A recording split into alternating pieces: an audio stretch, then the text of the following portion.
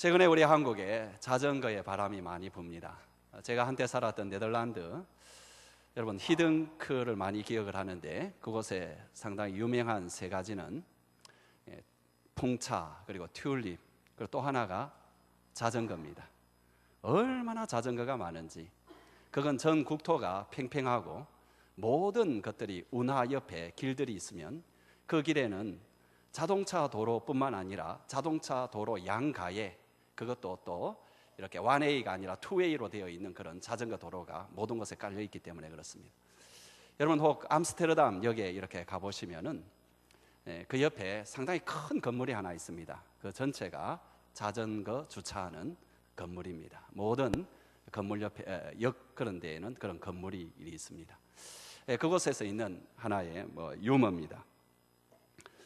어떤 마을에 바로 이런 시설이 되어 있지 않아 가지고 어떤 사람 담장 뒤쪽에다가 사람들이 이렇게 주차를 하기 시작했습니다. 자전거. 근데 한두 대 이렇게 갖다 놓는 건 괜찮은데 자꾸 사람들이 엄청나게 많이 이렇게 갖다 놓으니까 그 주인이 굉장히 생활이 불편해지는 겁니다. 그래서 어떻게 하면 이것을 막을까 해서 크게 여기 주차 금지 이렇게 써봐도 소용이 없고, 여기에 자전거를 주차하면 고발합니다 이렇게 써봐도 별로 효과가 없고, 또 여기에 주차하려면 주차비를 내십시오 그렇게 써봐도 별로 효과가 없고, 그러다가 참 좋은 생각이 하나 떠올랐습니다.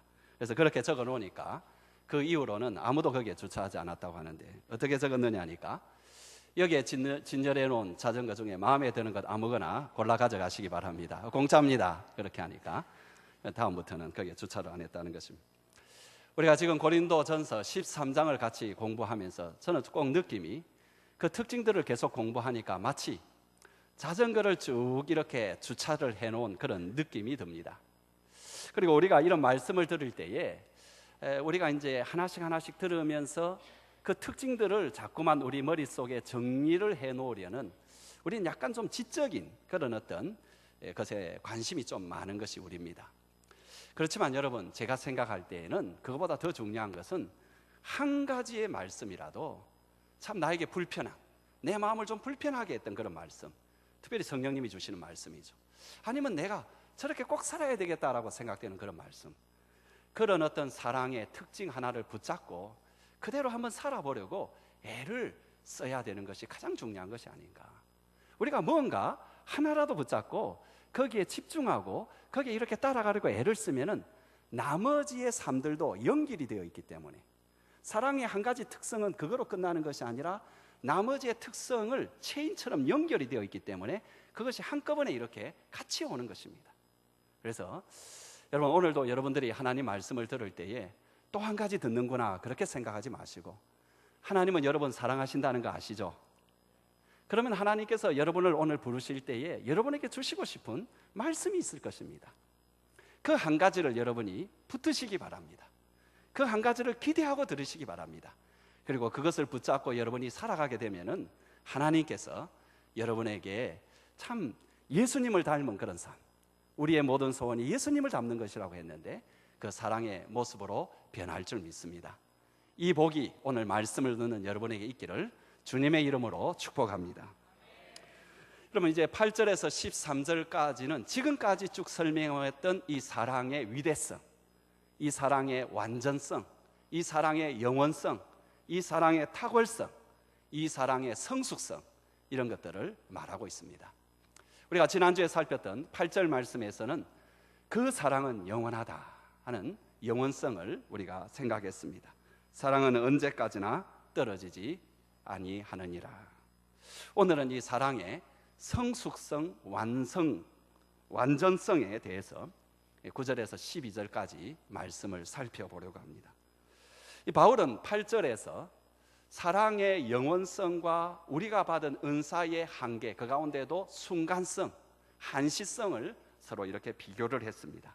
근데 9절, 10절에서는 이 사랑의 성숙성과 그리고 온전성과 그리고 은사들의 단편성, 이것을 비교를 하고 있습니다. 그럼 9절, 10절 우리 한번 같이 읽어보겠습니다. 우리는 부분적으로 알고 부분적으로 예언하니 온전한 것이 올 때에는 부분적으로 하던 것이 패하리라. 그러니까 바울은 성령의 은사들이 부분적인 것이다, 단편적인 것이다, 이렇게 말하고 있습니다. 심지어 아주 중요한 영적인 지식까지도 부분적이라는 거죠. 그래서 여러분 12절 마지막에 보게 되면은 지금은 내가 부분적으로 아나 이렇게 말하죠. 예언과 방언과 지식의 공통점은 아는 것과 관련이 있다. 지난주에 제가 말씀드렸죠. 여러분 예언은 현실과 미래에 대한 위대한 통찰력을 줍니다. 방언은 하나님의 깊은 마음을 어느 정도 감지하게 하고 이해하게 만듭니다. 지식은 하나님의 뜻을 우리로 알게 합니다. 그런데 이 모든 것은 그럼에도 불구하고 부분적이고 단편적이라는 거죠. 여러분 예언은 미래의 위대한 통찰력이지만은 모든 미래를 다 알고 모든 현재를 다 아는 것이 아니라 극히 부분적인 것에 대해서 주시는 통찰력입니다. 방언은 하나님의 깊은 심정에 대한 이해이긴 하지만은 그래도 그것은 극히 적은 부분을 이해하는 것입니다. 지식 역시 하나님의 모든 것을 통달하는 것이 아니라 극히 부분적인 것을 아는 것입니다.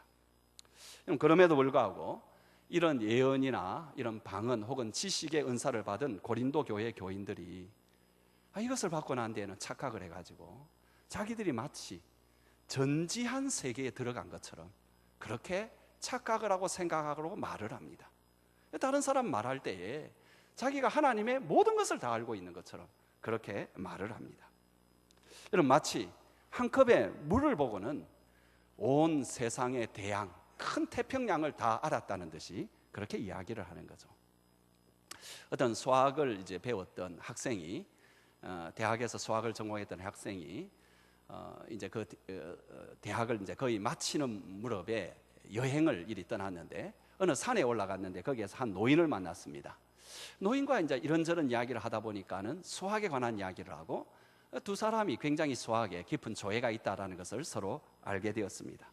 이 노신사가 이 학생에게 자네는 어느 정도까지 그렇게 수학을 했느냐고 물으니까 이 학생이 하는 말이 자기는 거의 수학은 정복을 했다 이렇게 대답을 합니다. 근데 학생이 다시 노신사에게 물었습니다. 할아버지는 어느 정도 수학을 하셨습니까? 그 노인장의 대답이 뭐라고 하느냐 하니까 나는 이제 막 수학에 눈뜨기 시작하고 이해하기 시작했다. 근데 이야기를 해보면은 자기와 차원이 다르게 그렇게 수학을 잘 아는 분입니다. 그래서 물었습니다. 도대체 노인장께서는 누구십니까? 이 사람이 하는 말이 내 이름은 화이트헤드다. 화이트헤드라는 사람은 런던 대학교의 유명한 수리학자입니다. 이 사람은 수리학으로 얼마나 도를 통했는지 나중에 그의 나머지 한 반의 인생은 하버드 대학에서 수학으로 철학 교수가 된 사람입니다. 이 사람은 하는 말이 나는 이제 수학을 이해하게 되었다. 근데 이 청년이 그 앞에서 하는 말이 자기는 거의 수학을 통달한 듯이 그렇게 이야기했으니까 얼마나 부끄럽겠습니까? 여러분 지금 고린도 교회 교인들이 지금 이 학생처럼 약간의 예언과 방언과 지식을 맛보고는 하나님의 모든 것을 다 알게 되었다는 듯이 그렇게 자긍하고 자랑을 하였습니다. 이런 고린도 교인의 모습은 마치 어린아이와 같은 모습입니다. 참 바울은 평소에 고린도 교회를 생각할 때 참 감격스러운 것도 있고 자랑하고 싶은 것도 있었지만 안타까운 것이 있었습니다.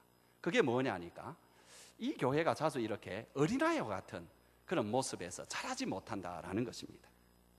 고린도전서 3장 1절에 보면 이렇게 나오죠. 바울의 안타까운 마음이 나오는데 같이 한번 읽어볼까요?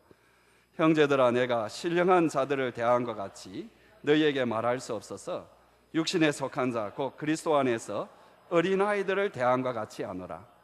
고린도 교회를 쳐다보니까 그 열심을 보고 또 그들에게 있는 성령의 은사들을 볼 때는 이 사람들이 틀림없이 신령한 사람들이다 이런 생각이 드는데 막상 그들의 말이나 생각이나 그들의 인격이나 그들의 행동을 쳐다보면 어린아이 같은 거예요. 신앙이 전혀 자라지 못한. 그래서 이것이 바울에게 있어서는 너무나 안타깝고 늘 마음에 걸리는 것이었습니다.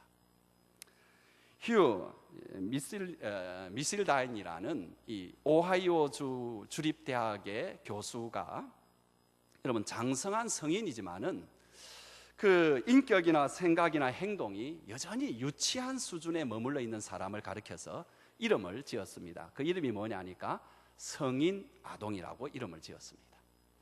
이 성인 아동에 대하여 6가지의 특징을 말하고 있는데 우리 자신을 한번 좀 비교해 보는 것도 유익하겠죠. 첫 번째, 이 성인 아동의 특징은 남에게 절대로 지지 않으려고 한다는 것입니다. 꼭 1등을 해야 마음이 편한 사람. 여러분, 살다 보면은 지는 사람이 있어야 이기는 사람도 있지 않습니까? 근데 이 사람은 꼭 이겨야 되는, 지면은 마음이 불편한. 두 번째 사람은 너무 쉽게 분노하고 감정 조절을 잘 하지 못하고, 그래서 대중들, 많은 사람들 앞에서도 자기의 분노를 표출하는 사람이다. 세 번째로는 모든 일에 항상 의존을 한다. 어린아이의 특징이 모든 것에 의존을 하는데, 어른이 되어도 이것을 버리지 못한 거죠. 뭐든지 보면은 자기 스스로 하려고 하는 것이 아니라 남을 자꾸 의지하려고 하는. 네 번째로는 절제하지 못하는 것이 특징이다. 먹고 싶은 것이 있으면 꼭 먹어야 됩니다. 하고 싶은 일이 있으면 꼭 해야 되고, 가지고 싶은 것이 있으면 꼭 가져야 되고, 말하고 싶은 것이 있으면 꼭 말을 해야 된다는 거죠. 이게 어린아이다. 그 다음에 다섯 번째로는 그러면서도 상당히 고독하다는 겁니다. 그러니까 사람들과 함께 어울려서 먹고 마시고 이야기하고 인사하고 하는 것을 굉장히 힘들어한다는 겁니다. 마지막으로 여섯 번째는 뭐냐 하니까는 그러면서도 자학을 한다라는 거죠. 언제든지 자기를 좀 싫어하는 마음이 있다는 겁니다. 나는 틀렸어, 나라는 인간은 안 돼, 이런 생각으로 아주 병적인 열등감 속에 지낸다라는 거죠. 이 여섯 가지가 성인 아동이 가지고 있는 특징인데, 우리에게도 그런 모습이 전혀 없지는 않을 것입니다. 아마 고린도인들도 이런 특징을 가졌을 것입니다. 바울은 여기에서 어릴 때의 자기의 모습을 빗대어서 이 고린도인들의 미성숙한 모습을 지적을 하고 있습니다. 그게 여러분 11절 말인데 같이 한번 읽어보겠습니다. 내가 어렸을 때 말하는 것이 어린아이와 같고 깨달은 것이 어린아이와 같고 생각하는 것이 어린아이와 같다가, 여기에 여러분 이 모습은 바울뿐만 아니라 사람은 누구나 다 겪는 어린 시절의 모습 아닙니까? 어린아이는 어린아이처럼 말하고 행동하고 당연합니다. 근데 이제 이것을 이야기하면서 다만 그걸 말하는 것이 아니고, 은사는 충만하지만, 그래서 충분히 성인이 돼야 되는데 사랑에 이르지 못해서 여전히 미성숙한 고린도인들의 모습을 지적하는 말입니다. 이런 미성숙한 모습이 오늘 우리에게도 있지 않는가, 혹은 우리 공동체, 우리 한소망교회 혹은 우리 목장에도 있지 않는가 한번 살펴봄직합니다. 첫 번째로 말하는 것이 어린아이와 같다. 어린아이에게는 어린아이의 말이 있죠. 그 말이 참 귀엽기도 하고 예쁘고 사랑스럽게 보입니다. 그러다가 어린아이이기 때문에 우리도 생각지도 못한 그런 말을 할 때 되면은 얼마나 그 순수함에 참 이렇게 사랑스럽고 또 우습기도 하고 그렇게 합니다. 또 가끔은 이 아이가 아주 어른스러운 말을 그렇게 하게 되면은 어떻게 그렇게 기특하고 놀라운지 그런 생각이 듭니다. 그런데 5살 먹은 어린아이가 말하는데, 이 사회가 너무 이렇게 부패해가지고 지금 교육이 제대로 되지 않아가지고 이런 이야기를 하면 얼마나 징그럽겠습니까? 그건 대견한 것도 아니고, 그죠? 얼마나 무섭겠습니까? 반대로 어른이 되었는데도 어린아이처럼 말을 한다면 그것도 꼴불견입니다. 예를 들어서 장가까지 간 남자가 자기 아내한테 하는 말이 여보, 맘마 이렇게 말을 한다든지, 여러분 며느리가 시아버님한테 그렇게 밥상을 잘 차려드리고 하는 말이 시아버님, 맘마 드세요. 얼마나 이렇게 꼴불견이고 참 민망하고, 그리고 그 사람이 좀 모자라 보이겠습니까? 특별히 여러분, 어린아이와 같이 말하는 것의 가장 큰 특징은 뭐냐니까, 내가 말하는 것이 그 듣는 사람이나 그 말에 관계된 사람에게 어떤 상처를 주고 피해를 줄지 전혀 생각지 않고 말하는 것입니다. 또 듣는 사람의 기분을 생각하지 아니하고 굉장히 기분 나쁘게 들을 수 있는 말도 생각하지도 않고 하는 말입니다. 어린아이의 말은 되는 대로 말합니다. 생각이 없이 말하고, 생각이 나는 대로 말하고, 말해야 될 것과 말하지 않아야 될 것을 구분 없이 말을 합니다. 또 한 가지 특징이 뭔지 압니까? 어린아이의 말들은 부사가 많습니다. 저는 이것을 좀 자세히 살펴본 적이 있습니다. 아이들의 말의 특징이 뭘까? 한번 제가 궁금해서 우리 아이들의 말도 듣고 다른 아이들의 말도 들어봤습니다. 부사가 많은데 그것도 극단적인 부사를 굉장히 많이 사용합니다. 부사 내지 형용사. 어떤 거냐 하니까 전부 다 절대로 이런 말 많이 사용합니다. 항상 언제나 뭐 할 때마다 그쪽 동네 모두. 여러분, 어린아이는 몇 개만 봐도 그게 전부인 줄 압니다. 그러나 장성한 사람은 그것만 있는 것이 아니라 여러 가지 다양한 것이 있고 예외도 있고 또 어떤 것을 들을 때에 그것을 고려해야 될 다양한 요소가 있다는 것을 압니다. 우리가 말하는 거 지금 어린아이의 말입니까? 아니면은 좀 장성한 사람의 말입니까? 두 번째로, 깨달는 것이 어린아이와 같다. 여러분, 어린아이는 깨달는 것이 아주 더딥니다. 그리고 그 깨달는 것이 한정이 되어 있습니다. 왜 한정이 되느냐? 자기 외에는 더 생각할 능력이 없기 때문에 그렇습니다. 여러분, 이것은 꼭 어린아이에게만 해당되는 것이 아니라 좀 전에 말씀드린 성인 아동에게, 또 심지어 신앙인들에게도 발견되는 요소입니다. 성경에 나와 있는 대표적인 사람이 아마 롯이라는 사람일 것입니다. 이 롯은 소돔 땅을 택할 때에도 그저 눈에 보이는 것에 따라서 그 땅을 택했고, 그러고 난 뒤에 분명히 그 땅에서 전쟁이 일어나면서 자기와 자기 가족들이 포로로 끌려간 일도 있습니다. 여러분, 이런 여러 가지를 통해서 주님께서 말씀해 주시는데 깨달는 게 없습니다. 그래서 또다시 거기에 와서 또 삽니다. 그러다가 하나님의 심판이 소돔성에 임할 때에 자기 재산도 다 잃고 자기의 모든 것, 아내까지 다 잃어버리고 맙니다. 사울왕도 참 비슷한 사람이죠. 임금이 되어서 잘못된 길을 걸어가고 있을 때 하나님께서는 여러 번 그가 깨달을 수 있는 기회를 주셨습니다. 사건을 통해서 사람을 보내서. 그렇지만 그는 깨달지를 못했습니다. 결국은 자신도 죽고 아들도 죽고 왕국도 잃어버리고 자기 집도 다 망해버리고 말았습니다. 여러분, 그 9사람의 변명이라는 글이 있습니다. 이게 뭐냐 하니까 누가복음 17장에 보면은 예수님께서 10명의 나병 환자를 고쳐주시는데 그 중에 딱 한 명, 사마리아 출신의 나병 환자만 돌아와가지고 예수님께 감사를 드리고 나머지 9사람들은 나타나지 않습니다. 왜 그랬을까? 이것을 상상해서 쓴 글입니다. 근데 이것을 가만 보면 우리의 참 깨달음이 무엇인가, 우리가 어떤 생각을 하고 살아가는가 하는 것도 좀 보여집니다. 첫 번째 사람은 의심이 많은 사람이어서 정말 자기가 나병에서 나았는지 그것을 도무지 믿을 수가 없어서 의사에게 진단을 받으러 갔습니다. 둘째 사람은 너무나 신중한 사람이어서 그 나병이 일시적으로 나은 것이 아닐까 생각해서 재발할지 모른다는 생각으로 그 뒤에 추이를 지켜보고 있었습니다. 세 번째 사람은 자신의 병이 너무 쉽게 나은 것을 보고 원래 내 병이 나병이 아닌 피부병이었는데 내가 좀 착각을 한 게 아닐까, 이렇게 해서 원래 자기 병이 무엇인지 좀 조사해 보기로 했습니다. 네 번째 사람은 자기 병은 때가 되어서 나았다, 자연적으로 그렇게 나은 자연 현상으로 해석을 했습니다. 다섯 번째 사람은 이런 일은 예수님만 꼭 하는 것이 아니고 다른 선지자나 다른 랍비도 할 수 있는 일이라고 그렇게 생각을 했습니다.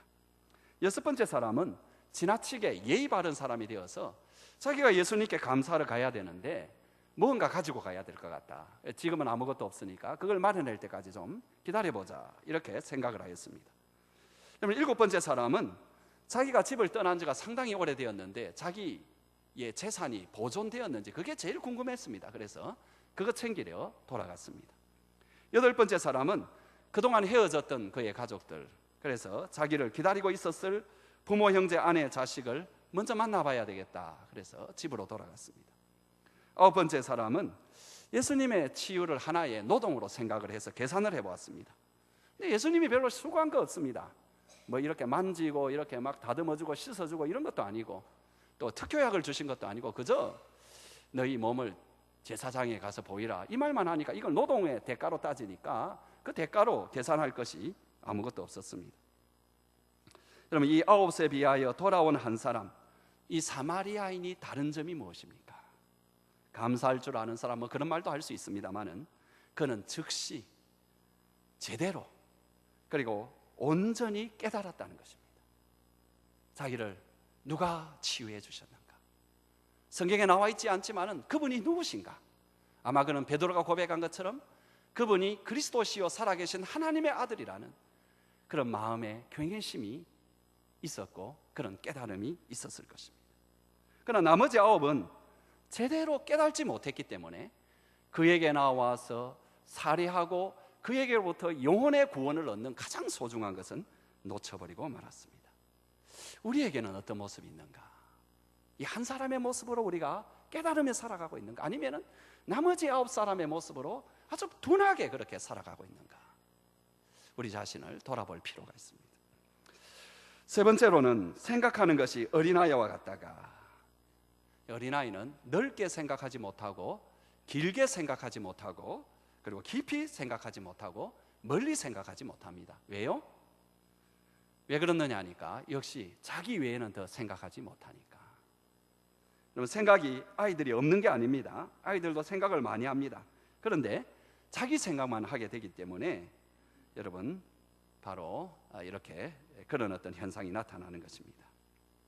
어떤 택시 기사가 한밤중에 상당히 어둑한 그런 상당히 인적이 드문 그런 길로 운행을 하는데 한 여자 승객이 있어서 태웠습니다. 그런데 이 여자가 하얀 소복 같은 옷을 입었고 그리고 그 얼굴은 아주 무표정하고 그러면서 그의 눈은 어디인가 한 군데 이렇게 딱 고정이 되어 있었습니다. 그런데 이 여자가 이 택시에 타자마자 이상하게 으스스한 그런 기운이 택시 안을 가득 이렇게 채웁니다. 택시가 이렇게 한참 달렸는데도 뭐 덜컹덜컹하면 뒤에 인기척이 있어야 되는데 인기척도 없고 이 여자가 미동도 하지 않고 꼭 뒤에 아무도 타지 않는 것 같아요. 그래서 이리 백미러로 거울로 이리 보니까 사람이 없어요. 땅에 뒤에 땀이 쫙 흐르죠. 뒤에 이리 돌아보니까 사람이 있어요. 다시 이리 쳐다보니까 사람이 없어요. 뒤에 목소리가 들려옵니다. 나는 귀신이다. 그러니까 택시 기사가 하는 말이, 누가 물어봤어요? 누가 물어보았느냐고요. 여러분, 오늘날 사람들이 꼭 이 택시 기사와 같습니다. 다른 사람에 대해서 사실 관심도 없고 생각도 없습니다. 오직 자기 자신만 생각하고 자기에 관계된 것만 생각하니까 진정한 의미에서 봉사와 희생은 기대할 수가 없습니다. 이런 사람들이 어린아이입니다. 어른은 남을 생각할 줄 압니다. 그럼 네 번째, 미성숙의 마지막에 표시는 뭐냐 하니까 자신을 보되 제대로 보지 못하고 희미하게 본다는 거죠.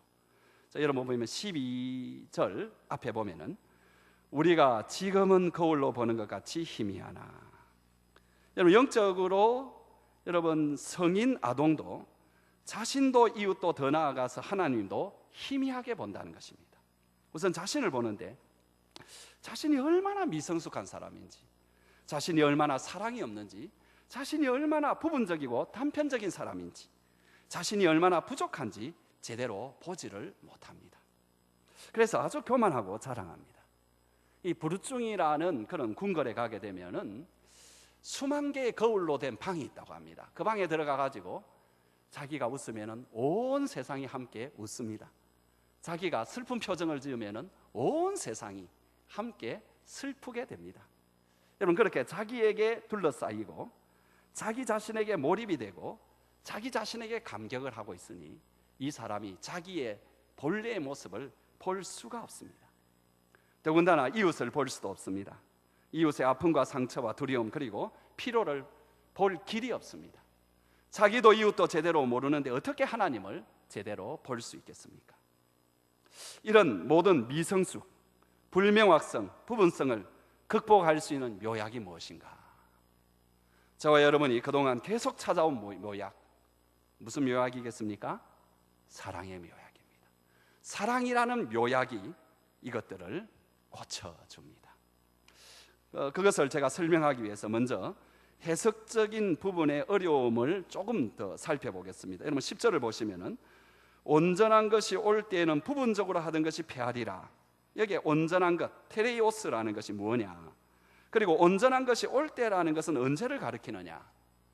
많은 성경학자들은 여기 온전한 것은 부분적인 것과 반대되는 완전한 전체, 그러니까 완전한 전체가 이루어지는 때는 예수님의 재림의 때로 봅니다. 아마 우리가 읽으면서 대부분 그렇게 해석을 할 것 같아요. 근데 어떤 학자들은 그렇게 생각하지 아니하고 보다 문맥 가운데서 어떻게 생각하느냐 하니까 여기에 온전한 것이 올 때에는 성경이 완성되는 때로 보기도 합니다. 왜 그러느냐 하니까 여러분 여기에 나오는 예언과 방언과 지식, 이 은사들은 아직 성경이 완성되지 않아서 임시 방편적으로 주어진 은사들입니다. 그래서 이것이 이제 끝이 나고 성경이 완성이 될 때에 이렇게도 해석을 합니다. 또 어떤 학자들은 이것은 그 앞에는 뭔가 부족하고 불완전하고 도달하지 못한 미성숙한 모습을 보이기 때문에 단지 여기에 온전한 것이라는 것은 성도와 교회가 좀 온전하게 될 때에 이렇게도 생각을 합니다. 여러분 다 일리가 있고 어느 정도 여러분 그 어떤 설명이 가능한 것입니다. 또 한 가지 여기에 여러분에게 또 던질 질문이 뭐냐 하니까 12절을 한번 보시면은 얼굴과 얼굴을 대하여 볼 것이요 라는 말이 나오죠. 그럼 여기에 누구의 얼굴을 본다는 말입니까? 아마 여러분의 대부분은 여기에 얼굴을 하나님의 얼굴, 주님의 얼굴을 직접 대하여 보는 것으로 생각할 것입니다. 이유는 두 가지입니다. 하나는 뭐냐 하니까 우리가 부르는 찬양 가운데서 지금은 희미하게 보이나 그때는 주를 맞대고 보리, 이 찬송이 우리 머릿속에 남아있기 때문에 그래서 당연하게 이렇게 생각을 하는 거죠. 그러면은 거기에 대한 그렇게 왜 그러면 그런 찬송을 불렀느냐 하니까 여러분 12절 제일 뒷부분에 보세요. 그때는 주께서 나를 아신 것 같이 내가 온전히 알리라, 이 말이 있기 때문에 이래요. 그런데 여러분 이것은 정확한 번역이 아닙니다. 여기에서 여러분 주께서라는 말은 작은 글자로 돼 있어야 됩니다. 왜 그러느냐 하니까 본문에는 주께서라는 말이 안 나옵니다. 번역은 어떻게 해야 되느냐니까 내가 알려진 것, 그때에는 내가 알려진 것 같이 내가 온전히 알리라, 이게 정확한 번역입니다. 그렇지만 여러분 금방 해석한 거, 우리가 주님의 얼굴을 환하게 보게 될 것이다, 이것이 해석이 충분히 가능합니다. 또 어떤 학자들은, 저는 앞에서 해석도 그렇게 했어요. 이건 뭐냐 하니까 주님을 보는 것이 아니고 거울의 기능이 그렇듯이 자신을 보는 것이다.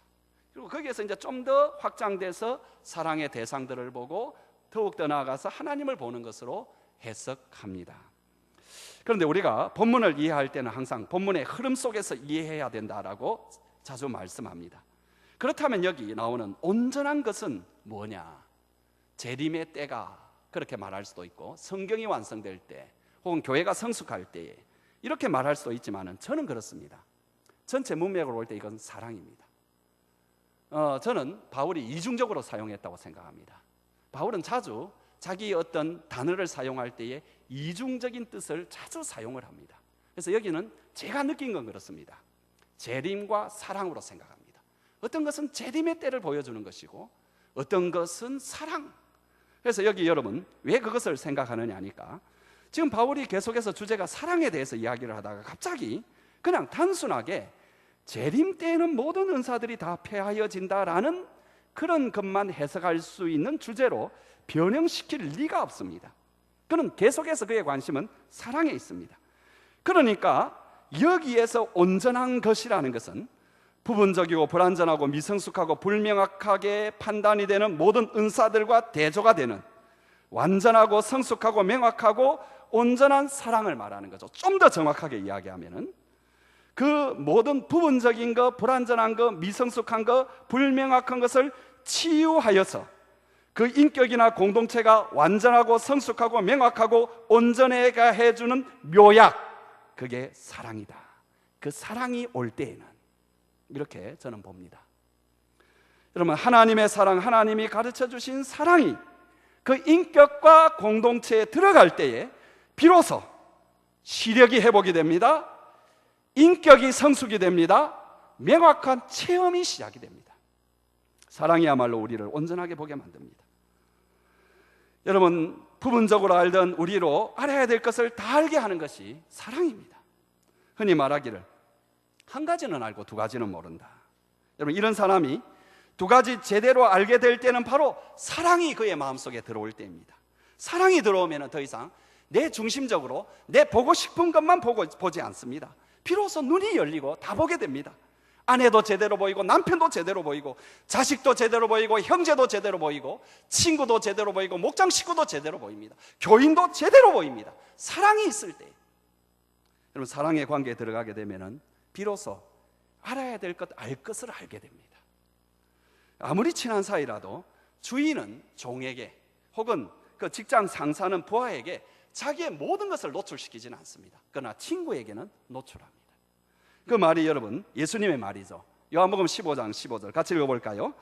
이제부터는 너희를 종이라 하지 아니하리니 종은 주인이 하는 것을 알지 못함이라. 너희를 친구라 하였노니 내가 내 아버지께 들은 것을 다 너희에게 알게 하였음이라. 여러분, 친구 관계가 되니까 모든 것을 다 알게 한다는, 사랑의 관계가 되니까, 내가 너희를 사랑해서 너희가 내 친구가 되니까 모든 것을 다 드러내고 알게 되는 관계가 된다는 거죠.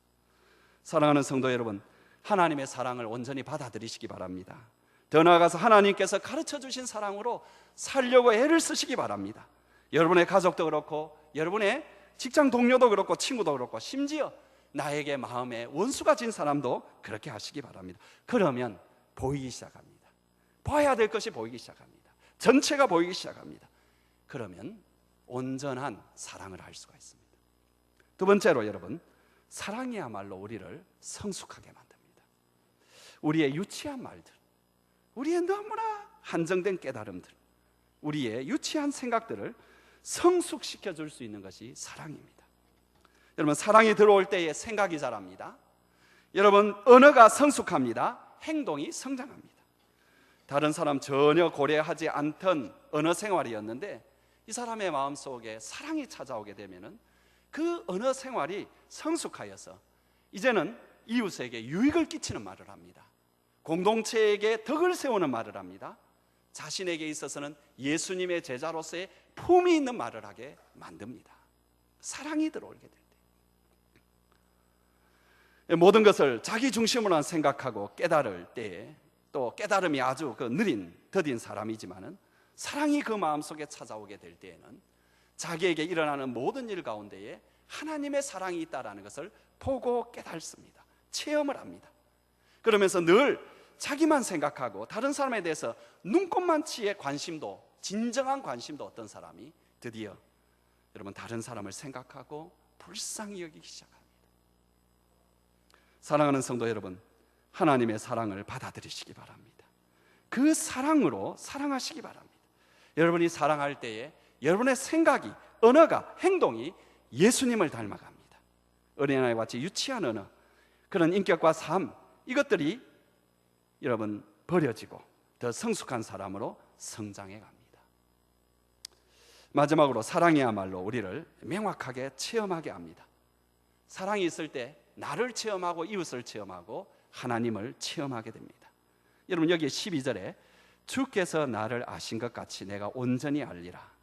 여기 안다라는 에피기노스코라는 말은 그냥 안다는 것이 아니라 경험적으로 확실히 아는 것을 뜻합니다. 그래서 이것을 좀 더 정확하게 번역하면은 내가 알려진 것 같이 내가 온전히 체험적으로 알게 되리라, 이렇게 번역할 수 있습니다. 나를 그렇게 체험적으로 나를 알고, 범위를 넓혀서 사랑할 대상들을 체험적으로 알고, 더 넓혀서 주님까지 그렇게 할 수 있는 유일한 길이 사랑이라고 이야기하는 거죠. 여러분, 사랑하면은 보이지 않는 것들이 명확하게 보이고 체험되기 시작합니다. 불명확했던 것들이 명확해지기 시작합니다. 하나님의 사랑이 내 속에 들어오게 될 때에 내 자신이 드디어 보이게 됩니다. 여러분, 또한 하나님의 사랑이 내 속에 들어오게 될 때에 내 이웃이 제대로 보이게 됩니다. 그들의 형편이 제대로 보이게 되고 그들의 영적, 육적 상태가, 그들의 피로와 아픔과 상처들이 보이게 됩니다. 하나님의 사랑이 내 속에 들어오게 될 때에 하나님 그분을 명확하게 체험적으로 알게 됩니다. 날마다의 삶의 현장이 하나님이 나를 사랑하는 그런 사랑의 현장이라는 것을 알 수가 있습니다. 이제 마지막 이야기를 하나 하고 말씀을 마치겠습니다. 지금 머물러 있는 곳을 더욱 사랑하라, 이런 책을 쓴 메리 퍼플리라는 사람, 이 사람은 40세가 되어서 예수를 믿었습니다. 그리고 개신교에서 신앙생활을 열심히 했는데, 그러면서 그는 자기의 남은 인생을 좀 더 예수님 위해서 그렇게 살고 싶었습니다. 고민을 하다가 미국 텍사스에 사는 여자였는데 인도의 캘커타에 마더 테레사가 있는 곳으로 2달간 자원봉사를 갔습니다. 말콤 머거리치라는 사람이 그 마더 테레사에 대해서 쓰기를, 단지 그것은 사회봉사가 아니라 복음으로 사는 삶의 모습을 보는 곳이다, 이런 것을 듣고 거기에 찾아간 것입니다. 바로 그때가 마더 테레사가 세상을 떠나기 2해 전이었습니다. 2달간의 봉사를 마치고 미국으로 떠나가는 이 메리 포플린에게 마더 테레사, 86살 먹은 마더 테레사가 이렇게 마지막으로 이런 권면을 했습니다. 예수님과 사랑에 빠지세요. 우리는 먼 곳에 있는 이들을 사랑하기가 훨씬 쉽지요. 그런데 내 곁에 있는 사람을 사랑하기가 정말 쉽지 않습니다. 당신의 자리에, 당신의 가정과 일터에 예수님의 사랑을 가져오세요. 그곳이 바로 예수님을 위한 사랑이 시작되는 곳이니까요. 당신에게 보고자 하는 눈이 있다면 세상 모든 곳에서 당신의 캘커타를 발견할 수 있을 것입니다. 부디 당신의 캘커타를 발견하시기 바랍니다. 그곳에서 일하시기 바랍니다. 이 메리 포플린이 자기 고향 텍사스로 돌아와서 거기에서 이리 쳐다보니까 인도 캘커타가 자기의 캘커타가 아니라 자기의 삶을 살고 있는 현지가 캘커타라는 생각이 들었습니다. 특별히 세속적인 가치관으로 가득 찬 대학 캠퍼스가 자기의 캘커타인 것을 발견했습니다. 그때부터 그냥 대학 교수가 아닌 상처받은 수많은 젊은이들을, 그 마음을 예수님의 손으로 어루만져주고 붙잡고 인도하는 사역자로 결단하고 살았습니다. 자기의 눈이 열린 것입니다. 그리고 살아계신 주님을 보게 된 것입니다. 자기 곁에 계시고 자기와 함께 계시고 그 일터에 계신 주님을 보게 된 것입니다. 그분을 기다리는 영혼들을 보게 된 것입니다. 우리가 사랑을 실천할 곳은 우리의 삶의 현장입니다.